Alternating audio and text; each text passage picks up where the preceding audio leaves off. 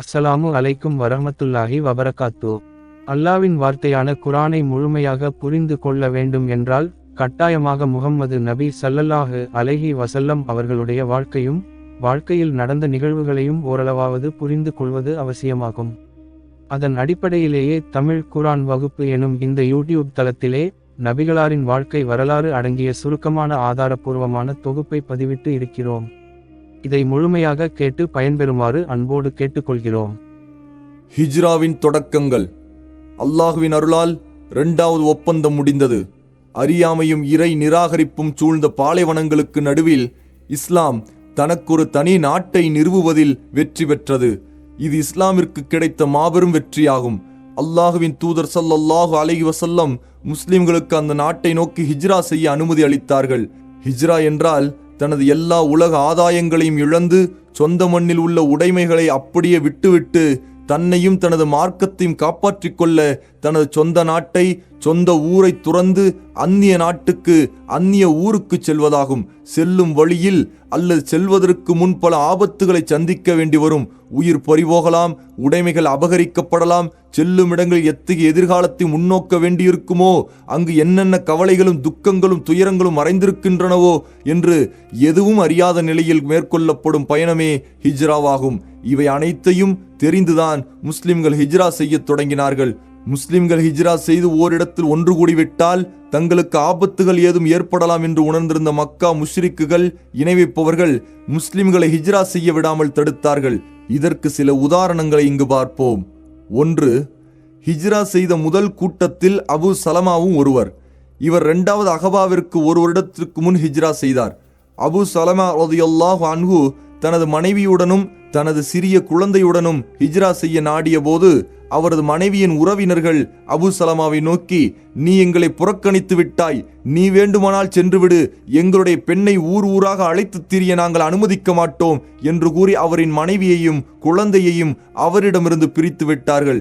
இதை பார்த்த அபு சலமாவின் குடும்பத்தினர், நீங்கள் உங்களது பெண்ணை எங்கள் குடும்பத்தாரிடமிருந்து பிரித்து விட்டீர்கள், எனவே எங்கள் மகனுக்கு பிறந்த குழந்தையை நாங்கள் உங்கள் பெண்ணுடன் விடமாட்டோம் என்று சண்டையிட்டு குழந்தையை பறித்து கொண்டார்கள். இதே நிலையில் அபு சலமா மதீனாவை நோக்கி பயணமானார்.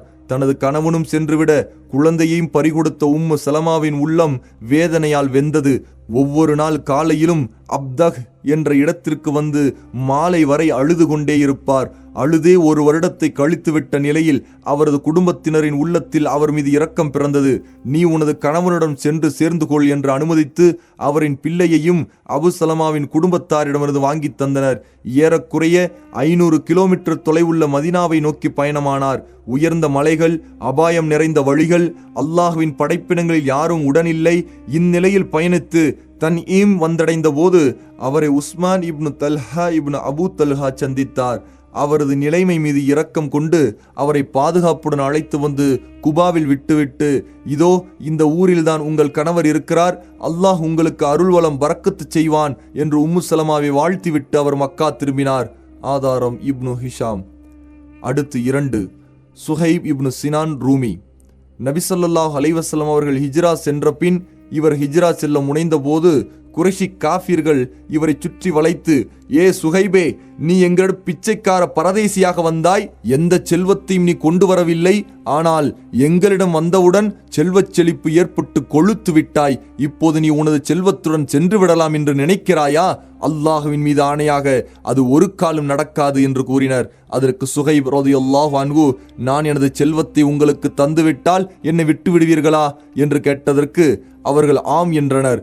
நான் எனது செல்வத்தை உங்களுக்கு தந்துவிட்டேன் என்று கூறி சுஹைப் ரலியல்லாஹு அன்ஹு மதீனாவுக்கு தப்பி வந்துவிட்டார்கள். இச்செய்தி நபி ஸல்லல்லாஹு அலைஹி வஸல்லம் அவர்களுக்கு எட்டிய போது சுஹைப் லாபமடைந்தார் என்று கூறினார்கள்.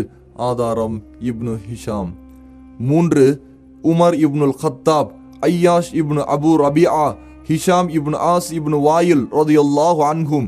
இந்த மூவரும் சரீஃப் என்ற இடத்திற்கு மேலுள்ள தனாலுப் என்ற இடத்திற்கு வந்து காலையில் அங்கிருந்து ஹிஜ்ரா செய்வோம் என்று முடிவு செய்து கொண்டனர். ஆனால் உமர், ஐயாஷ் ரலியல்லாஹு அன்ஹு இருவர் மட்டும் அங்கு வந்தனர். ஹிஷாம் அங்கு வரவில்லை. உமரும் ஐயாஷும் மதீனாவுக்கு வந்து குபாவில் தங்கினர். அப்போது அபு ஜஹலும் அவனது சகோதரன் ஹாரிஸும் ஐயாஷை தேடி அங்கு வந்துவிட்டனர். இம்மூவரும் தாய் வழி சகோதரர்களாவார்கள். இவர்களது தாயின் பெயர் அஸ்மா பின்து முகர்ரிபா. அங்கு வந்த அபு ஜஹலும் ஹாரிஸும் ஐயாஷை நோக்கி, ஐயாஷே, உன்னை பார்க்கும் வரை தலைவார மாட்டேன், வெயிலிலிருந்து நிழலில் ஒதுங்க மாட்டேன் என்று உன் தாய் நேர்ச்சி செய்து விட்டார் என்று கூறினார். தாயின் மீது இரக்கம் கொண்ட ஐயாஷ் வந்தவர்களுடன் திரும்பிச் செல்வதற்கு தயாராகிவிட்டார். அப்போது உமர் ரலியல்லாஹு அன்ஹு அவரிடம், ஐயாஷே, உங்கள் கூட்டத்தார் உங்களை இஸ்லாமிலிருந்து திருப்பிவிடத்தான் முயற்சி செய்கிறார்கள். எனவே நீ அவர்களிடம் எச்சரிக்கையாக நடந்து கொள். நான் கூறுவதை கேள். அல்லாஹ்வின் மீது ஆணையாக, பொடுகு பெண்களால் உனது தாய்க்கு தொந்தரவு ஏற்படும் போது அவர் தலைவாரிக் கொள்வார். மக்காவில் வெயில் கடுமையாகிவிட்டால் கண்டிப்பாக அவர் நிழலுக்கு சென்று விடுவார். எனவே நீ இவர்களுடன் செல்ல வேண்டாம் என அவருக்கு உபதேசம் செய்தார். இருப்பினும் ஐயாஸ், என் தாயின் சத்தியத்தை நிறைவேற்ற நான் சென்றே ஆக வேண்டும் என்று கூறினார்.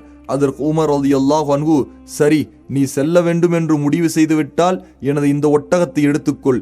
இது புத்திசாலியான பணிவான ஒட்டகமாகும். அதன் முதுகிலிருந்து நீ கீழே இறங்கி விடாதே.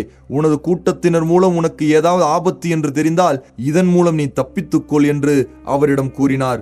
ஐயாஷ் உமர் ரலியல்லாஹு அன்ஹு கொடுத்த ஒட்டகத்தில் அந்த இருவருடன் சென்று கொண்டிருந்த போது வழியில் அவரிடம் அபு ஜஹல், எனது தாயின் மகனே, எனது இந்த ஒட்டகத்தில் பயணம் செய்வது எனக்கு கடினமாக இருக்கிறது. எனவே என்னை உனது வாகனத்தில் ஏற்றிக்கொள் என்று கூறினான். இதை கேட்ட ஐயாஸ் சரி என்று கூறினார். தனது ஒட்டகத்தை பூமியில் படுக்க வைக்கவே அதே நேரத்தில் அவ்விருவரும் இவர் மீது பாய்ந்து இவரை கட்டிவிட்டனர். பிறகு கட்டப்பட்ட நிலையில் மக்காவுக்கு அழைத்துச் சென்றனர். அபு ஜஹலும் ஹாரிஸும் மக்காவாசிகளை பார்த்து, ஓ மக்காவாசிகளே, இதோ பாருங்கள், நாங்கள் இந்த முட்டாளிடம் நடந்து கொண்டது போன்றே நீங்களும் உங்களது முட்டாள்களுடன் நடந்து கொள்ளுங்கள் என்று கூறினார்கள். ஆதாரம் இப்னு ஹிஷாம் ஐயாஷ் ரலியல்லாஹு அன்ஹு ஆகிய இருவரும் இணை வைப்போரிடம் கைதிகளாகவே சில காலங்கள் இருந்தனர். நபி ஸல்லல்லாஹு அலைஹி வஸல்லம் மதீனா வந்தவுடன் ஐயாஸையும் ஹிஷாமையும் இணை வைப்போரிடமிருந்து காப்பாற்றி யார் இங்கு அழைத்து வர முடியும் என்று தங்களது தோழர்களிடம் விசாரித்தார்கள். அல்-வலீத் இப்னு அல்-வலீத் ரலியல்லாஹு அன்ஹு என்ற நபித்தோழர், அல்லாஹ்வின் தூதரே, உங்களுக்காக நான் அவர்களை காப்பாற்றி அழைத்து வருகிறேன் என்றார். அதற்கு பிறகு அல்-வலீத் யாருக்கும் தெரியாமல் மக்காவிற்குள் புகுந்து அவ்விருவரும் கைது செய்யப்பட்டிருக்கும் இடத்தை அறிந்து கொண்டார். அவ்விருவரும் மேல் முகடற்ற ஒரு வீட்டில் அடைக்கப்பட்டிருந்தனர். ஒரு நாள் மாலை நேரம் ஆனவுடன் சுவர் ஏறி குதித்து அவ்விருவரின் விலங்கை உடைத்தெறிந்துவிட்டு தனது ஒட்டகத்தில் அவர்களை அழைத்து கொண்டு நலமுடன் மதீனா வந்து சேர்ந்தார். ஆதாரம் இப்னு ஹிஷாம். யாராவது ஹிஜ்ரா செல்கிறார்கள் என்று இணைவைப்போர் தெரிந்து கொண்டால் இவ்வாறுதான் அவர்களை தடுத்து அவர்களுக்கு நோவினை செய்து வந்தனர். இவ்வளவு சிரமங்கள் இருந்தும் முஸ்லிம்கள் தனித்தனியாக ஒருவர் பின் ஒருவராக மதீனாவை நோக்கி சென்று கொண்டே இருந்தார்கள். அகபாவின் 2வது ஒப்பந்தத்திற்கு பின் 3 மாதங்களுக்குள் முஸ்லிம்கள் பலர் மக்காவை விட்டு ஹிஜ்ரா செய்துவிட்டனர்.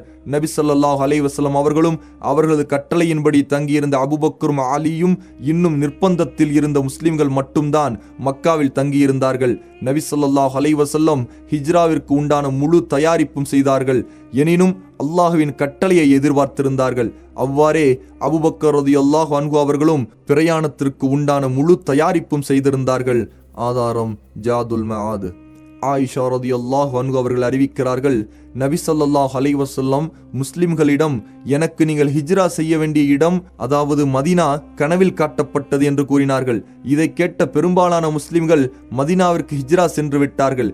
ஹபஷாவிற்கு சென்றிருந்த முஸ்லிம்களும் மதீனாவிற்கு திரும்பிவிட்டார்கள். அபூபக்கர் ரலியல்லாஹு அன்ஹு மதீனாவிற்கு செல்ல தயாரான போது அவர்களிடம் நபி ஸல்லல்லாஹு அலைஹி வஸல்லம், சற்று தாமதியுங்கள், எனக்கும் அனுமதி கிடைக்கும் என்று நான் ஆதரவு வைக்கிறேன் என்று கூறினார்கள். அதற்கு அபூபக்கர் ரலியல்லாஹு அன்ஹு, எனது தந்தை உங்களுக்கு அர்ப்பணமாகட்டும், நீங்கள் அதை ஆதரவு வைக்கிறீர்களா என்று கேட்டார். அதற்கு நபி ஸல்லல்லாஹு அலைஹி வஸல்லம் ஆம் என்று கூறியவுடன் அபூபக்கர் ரலியல்லாஹு அன்ஹு நபி ஸல்லல்லாஹு அலைஹி வஸல்லம் அவர்களுடன் சேர்ந்து செல்வதற்காக தன் பயணத்தை தள்ளி வைத்தார்கள். பிறகு தன்னிடமிருந்து 2 ஒட்டகங்களை நல்ல முறையில் தீனி கொடுத்து வளர்த்தார்கள். இந்த உரையாடலுக்கு பிறகு 4 மாதங்கள் கழித்து இருவரும் மதீனா புறப்பட்டார்கள். ஆதாரம் சஹீஹுல் புகாரி. தாருன் நத்வா. இது குறைஷிகளின் ஆலோசனை மன்றம். நபித்தோழர்கள் தங்களது மனைவி மக்களுடன் மக்காவை விட்டு வெளியேறி மதீனாவில் அவுஸ் கஸ்ரஜுகளுடன் குடியேறியதை பார்த்த இணை வைப்பவர்கள் மிகப்பெரிய சங்கடத்துக்கு ஆளானார்கள். இதற்கு முன்பில்லாத அளவுக்கு எந்நேரமும் பெரும் மன உளைச்சலுக்கு ஆளானார்கள். தங்களின் சிலை வழிபாட்டையும் அரசியல் அந்தஸ்தையும் முற்றிலும் அடியோடு தகர்த்தெறியக்கூடிய பேராபத்து ஒன்று வரப்போவதை உணர்ந்தார்கள். நபி ஸல்லல்லாஹு அலைஹி வஸல்லம் பிறரை கவரும் ஆற்றல் உள்ளவர்கள், தலைமைத்துவத்துக்கும் நேர்வழிப்படுத்தவும் முழு தகுதி பெற்றவர்கள், நபித்தோழர்கள் நெஞ்சுறுதி மிக்கவர்கள், நிலைத்தன்மை கொண்டவர்கள், நபியவர்களுக்காக எதையும் அர்ப்பணிக்க துணிந்தவர்கள். மதீனாவில் உள்ள அவுஸ் கஸ்ரஜ் கிளையினரோ மிகுந்த ஆற்றலும் பலமும் மிக்கவர்கள். இவ்விரு சமூகத்திலும் உள்ள அறிஞர்களோ சமாதானத்தையும் சீர்திருத்தத்தையும் விரும்புபவர்கள், குரோதம் கொள்வதை எதிர்ப்பவர்கள். ஏற்கனவே பல ஆண்டுகளாக உள்நாட்டு போர்களால் மதீனா நகரம் பாதிக்கப்பட்டிருக்கும் போது தற்போது சண்டை சச்சரவுகளை அன்சாரிகள் அறவே விரும்ப மாட்டார்கள் என்று மக்காவாசிகள் நன்கு விளங்கி வைத்திருந்தார்கள். மதீனா மிக முக்கிய மைய நகரமாக விளங்குகின்றது. யமன் நாட்டிலிருந்து ஷாம் வரை நீண்டு செல்லக்கூடிய செங்கடலின் கரை வழியாக செல்லும் வியாபார கூட்டங்கள் அதன் வழியாகத்தான் செல்ல வேண்டும். மக்காவாசிகள் மட்டும் ஓர் ஆண்டுக்கு மதீனா வழியாக ஷாம் தேசத்துடன் குறைந்தது 2.5 லட்சம் தங்க நாணயங்களுக்கு வியாபாரம் செய்து வந்தார்கள்.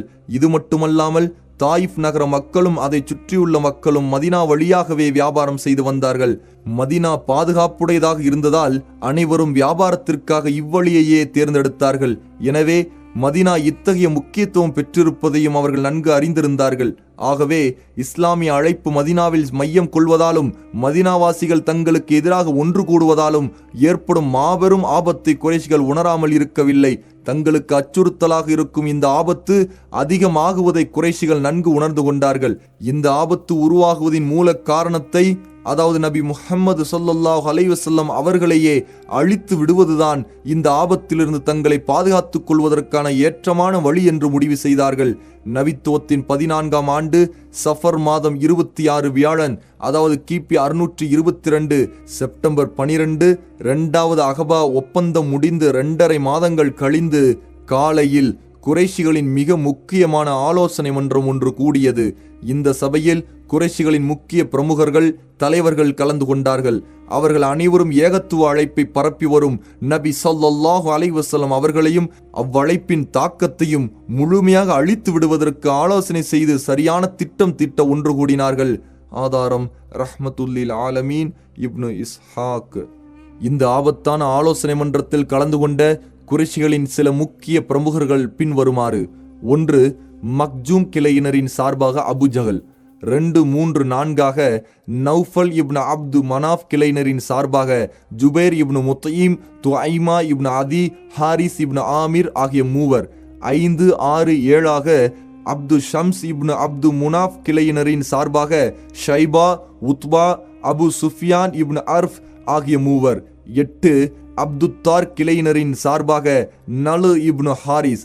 9, 10, 11ஆக அஸ்அத் இப்னு அப்துல் உஸ்ஸா கிளையினரின் சார்பாக அபுல் பக்தரி இப்னு ஹிஷாம், ஜம்ஆ இப்னு அஸ்வத், ஹக்கீம் இப்னு ஹிஜாம் ஆகிய 3. 12, 13 ஆகியவர்களாக சஹம் கிளையினரின் சார்பாக நுபை இப்னு ஹஜ்ஜாஜ், முனப்பிஹ் இப்னு அஜ்ஜாஜ் ஆகிய 2. 14 ஜுமஹ் கிளையினரின் சார்பாக உமையா இப்னு கலஃப் ஆகியோர் கலந்து கொண்டனர். மேற்கூறிய இவர்களும் மற்றவர்களும் குறிப்பிட்ட நேரத்தில் தாருத் நத்வாவிற்கு வந்து சேர்ந்தபோது தடிப்பமான ஒரு ஆடையை அணிந்து கொண்டு வயோதிக தோற்றத்தில் இப்லிஸ் அங்கு வந்தான். அவர்கள் வயோதிகர் யார் என்று கேட்கவே அவன், நான் நஜிது பிரதேசத்தைச் சேர்ந்த வயோதிகன், நீங்கள் பேசுவதை கேட்டு என்னால் முடிந்த நல்ல யோசனையையும் அபிப்பிராயத்தையும் கூறலாம் என்று வந்திருக்கிறேன் என்றான். இதனை கேட்ட அந்த மக்கள், சரி உள்ளே வாருங்கள் என்றவுடன் உள்ளே சென்று அமர்ந்து கொண்டான். நபி அவர்களை கொல்ல திட்டமிடுதல். சபை ஒன்று கூடிய பின் பலவிதமான கருத்துகள், விவாதங்கள் நடைபெற்றன. அவர்களில் ஒருவனான அபுல் அஸ்வத் என்பவன், நாம் அவரை நமது ஊரை விட்டு வெளியேற்றி விடுவோம், அவர் எங்கு சென்றால் நமக்கென்ன, நாம் நமது காரியத்தையும் நமக்கு மத்தியில் இருந்த நட்பையும் முன்பு போல் சீர்படுத்திக் கொள்வோம் என்று கூறினான். அதற்கு அந்த நஜிது வயோதிகன், இது சரியான யோசனை அல்ல. அவரின் அழகிய பேச்சையும் இனிமையான சொல்லையும் தனது மார்க்கத்தை கொண்டு மக்களின் உள்ளங்களில் அவர் இடம் பிடித்து விடுவதையும் நீங்கள் பார்க்கவில்லையா? அவ்வாறு நீங்கள் செய்தால் அவர் வேறொரு இடம் சென்று அவர்களிடம் தங்கி அவர்களை முஸ்லிம்களாக மாற்றிவிடலாம். பிறகு அவர்களை அழைத்து கொண்டு உங்களது ஊருக்கு வந்து உங்களை அழித்தொழித்து விடலாம். எனவே வேறு யோசனை செய்யுங்கள் என்று கூறினான். அடுத்து அபுல் புக்தரி என்பவன், அவரை சங்கிலியால் பிணைத்து ஒரு அறையில் அடைத்து விடுவோம். இதற்கு முன் ஜுஹைர், நாஃபிகா போன்ற கவிஞர்களுக்கு நடந்தது போன்று நடக்கட்டும். அதாவது சாகும் வரை அப்படியே அவரை விட்டு விடுவோம் என்று கூறினான். இதை கேட்ட நஜித் தேசத்து கிழவன், அல்லாஹ்வின் மீது சத்தியமாக இது ஒரு யோசனையே அல்ல. நீங்கள் அவரை அடைத்து வைத்தாலும் அவருடைய தோழர்களுக்கு அவரை பற்றிய செய்தி தெரிந்து உங்கள் மீது பாய்ந்து அவரை உங்களிலிருந்து விடுவித்து விடுவார்கள். பிறகு உங்களையும் அவர்கள் வீழ்த்தி விடலாம். எனவே இதுவும் யோசனையே அல்ல, வேறு ஒரு யோசனை சொல்லுங்கள் என்றான். இவ்விரண்டு யோசனைகளையும் அந்த மக்கள் ஏற்றுக்கொள்ள மறுத்துவிட்ட போது மக்கா அயோக்கியர்களின் மிக பெரும் கொடியவனான அபு ஜஹல் ஒரு யோசனையை கூறினான். அந்த யோசனையை அரக்க குணம் படைத்த அனைவரும் ஏற்றுக்கொண்டார்கள்.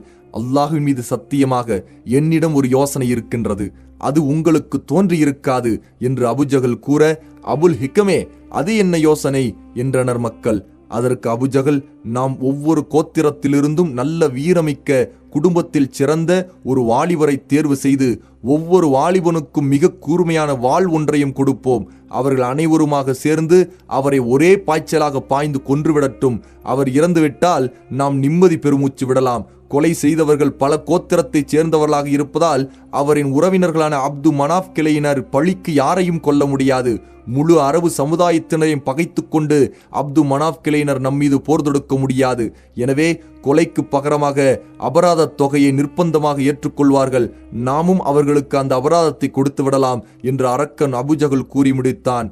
நஜிது தேச அயோக்கிய கிழவன், அவன்தான் இப்லீஸ், இதை கேட்டுவிட்டு, ஆஹா, இதல்லவா யோசனை, இதுதான் சரியான யோசனை, இதைத் தவிர வேறு எதுவும் சரியான யோசனை அல்ல என்று கூறினான். ஆதாரம் இப்னு ஹிஷாம். இந்த கருத்தை அனைத்து பிரமுகர்களும் தலைவர்களும் ஏற்றுக்கொண்டு வெகு விரைவில் இதை நிறைவேற்ற வேண்டும் என்ற உறுதியில் தங்களது வீடுகளுக்கு திரும்பினார்கள்.